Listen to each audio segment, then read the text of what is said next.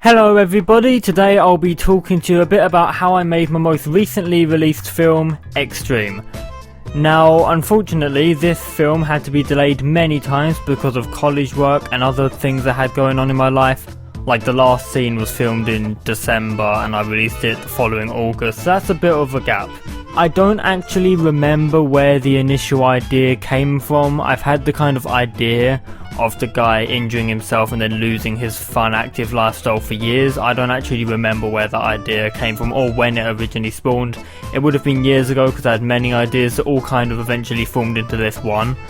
Of course, as I mentioned in my How I Made My Dummy short film video, these were actually filmed in a specific order. So Death of a Photographer was filmed first, then I had a haircut and shave for my facial hair, so I looked a bit younger, to film the beginning scene of Extreme. And then while my facial hair was growing out a bit, that's when I filmed Dummy. And then after that, I let my facial hair grow out a bit longer, and that's when I filmed the rest of Extreme. Now, I filmed the rest of Extreme while I was editing Dummy, which was a bit annoying, admittedly, because I was trying to do two things at once. But then I was on track with editing Extreme, but then I had to delay it because of college work and other things I had going on in my life, so it really got delayed more than it needed to.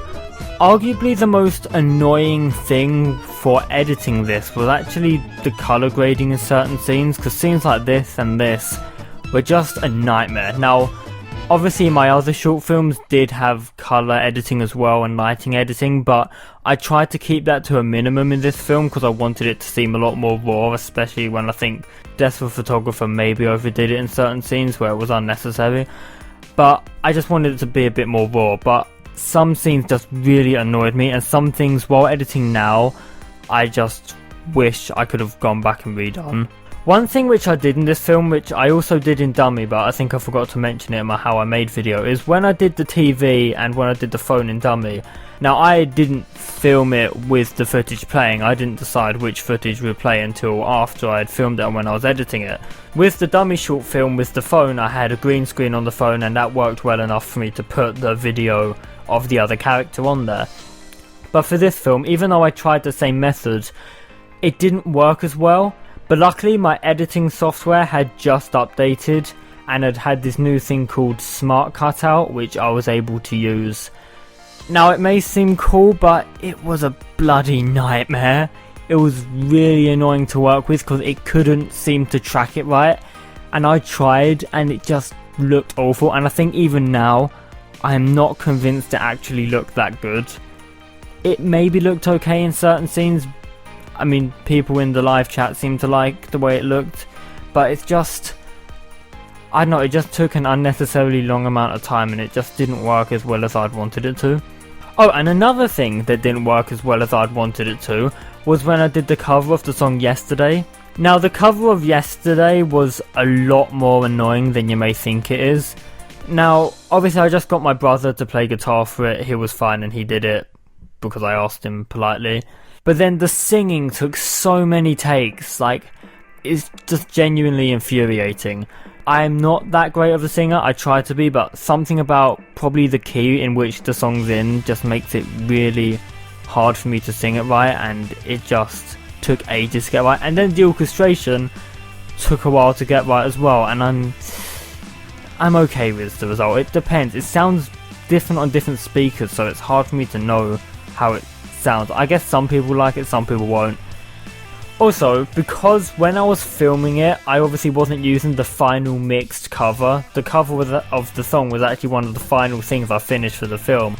So I was using the guitar track with, like, the first singing track. And when I was miming, the guitar wasn't in tune either. So, whereas you heard it how it actually sounds in the film, this is what it sounded like on set. Yesterday, all my troubles seem so far away. Now it looks as though they're here to stay. Oh, I believe in yesterday.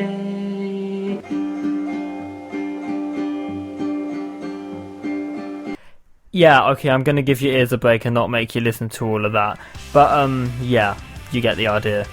And of course, I do many takes of every line, and that's been the case since I was doing Death of a Photographer. I do each line at least 3 times, sometimes more. Also, one thing is that some of the takes that I used were literally changed last minute. Like right before I got to the audio editing, I was looking through the most recent drafts and I was like, I could use a better take for that. Surely there's a better take for that. And in some cases there was, because I was quite tired when I was editing it, so I didn't pick the best take every time. So I had to go back and change something from last minute. Then of course I did the audio editing, which I've done the same way for the last couple films, but I did find it more annoying this time. Might just be because the audio wasn't done as well for certain scenes, because certain scenes were worse than others, but maybe my standards just got higher or I was trying too hard, I don't know. I found it annoying, but I think it did work in the end, to be honest. One thing I want to mention, which I came up with just after making the dummy short film, is that while editing, it's kind of like looking through a time machine, because the footage was filmed so long ago and it's just kind of, I guess, surreal to see that. I guess it's like you're watching a younger version, but it's also like you're looking through time at who you used to be, because I know it was only a couple months ago, but it is really weird to think about. And on a side note, I think I look just like how I looked in Death of a Photographer for some reason. I think I look identical to how I looked when I filmed that. Anyway, one thing that I think goes for all filmmaking and stuff, which I noticed for other projects as well, is that you don't realise how much you've changed something until you go back and look at it compared to the raw footage. So let's take this shot for example. Like, I saw when I was editing, I was like, the colour grading's awful, I've not fixed it well enough.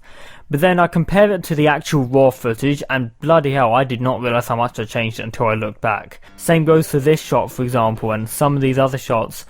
I'm just like, is that really how it looked? Like, I have fixed it more than I thought I did.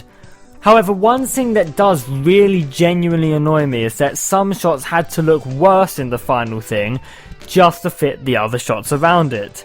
So for example, this shot looks like this in the raw footage, and I personally prefer that, but it doesn't work as well with the lighting in the other shots, because we used automatic lighting for that scene for whatever reason. It was my brother's idea, and it's annoying to think about, but it's more consistent in the final film, so there, I guess. I don't know. The film industry is full of sacrifices, I tell you.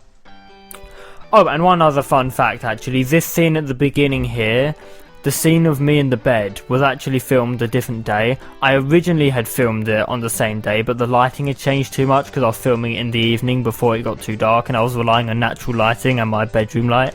So the lighting outside was changing a lot, and so that meant when I was getting around to filming the bed bits, which were filmed after, the lighting looked completely different, so I had to film it a couple days later. But hey, at least I knew how to do the lines better that time, I'll give it that.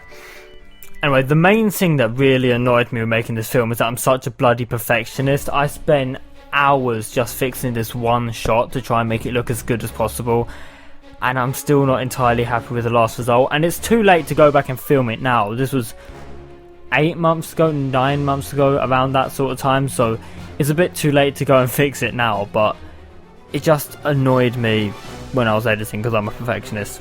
I will say though, for what it's worth, when I did the premiere, the chat were very active. They've never been that active with me before on a video premiere, and it was actually really fun and refreshing to actually talk to my fans in that way, because they were talking about things I'd never even thought of, like a whole multiverse and how everything is linked to the other films, and it was just really fun to think about.